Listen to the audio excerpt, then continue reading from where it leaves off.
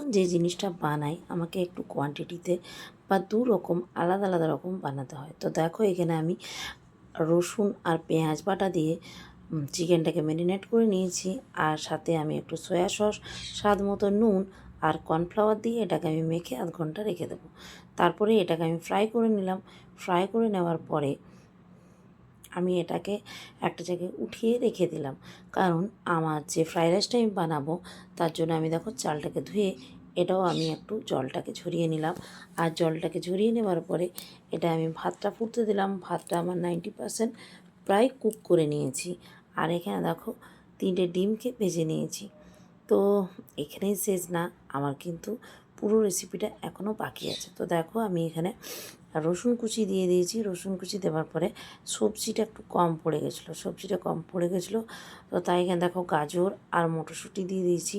মটরশুঁটিটাকে আমি একটু ভাপিয়ে নিয়েছি। এটার কারণ ভাপিয়ে নেওয়ার যে তাহলে সেদ্ধ হতে সময় লাগবে না। তো ভেজে নেওয়ার পরে চিকেনটাকে আমি এটার মধ্যে দিয়ে আর রাইসটাকে দিয়ে দেবো এর মধ্যে। আমি কিন্তু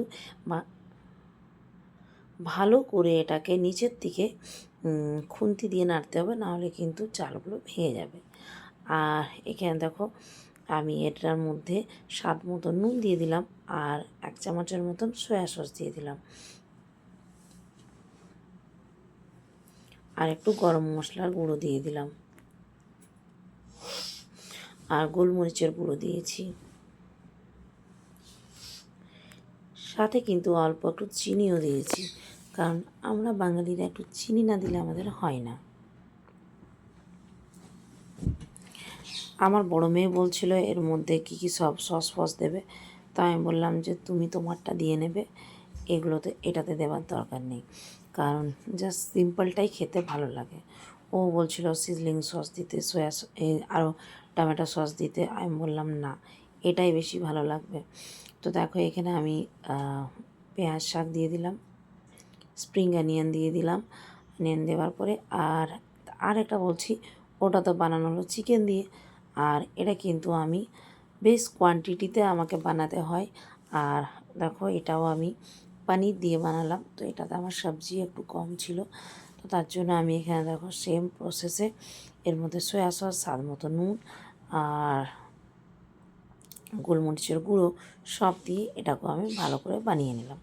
আর এর মধ্যে মানে পনিরটার মধ্যে আমি কিন্তু একটু ডিম দিয়েছি। তো এই পনিরেরটা বানিয়েছিলাম ওদের স্কুলের জন্য, ওরা স্কুল নিয়ে গেছিলো, কারণ চিকেনটা স্কুল নিয়ে যেতে চায় না। তো থ্যাংক ইউ সো মাচ, এতক্ষণ দেখার জন্য অসংখ্য ধন্যবাদ।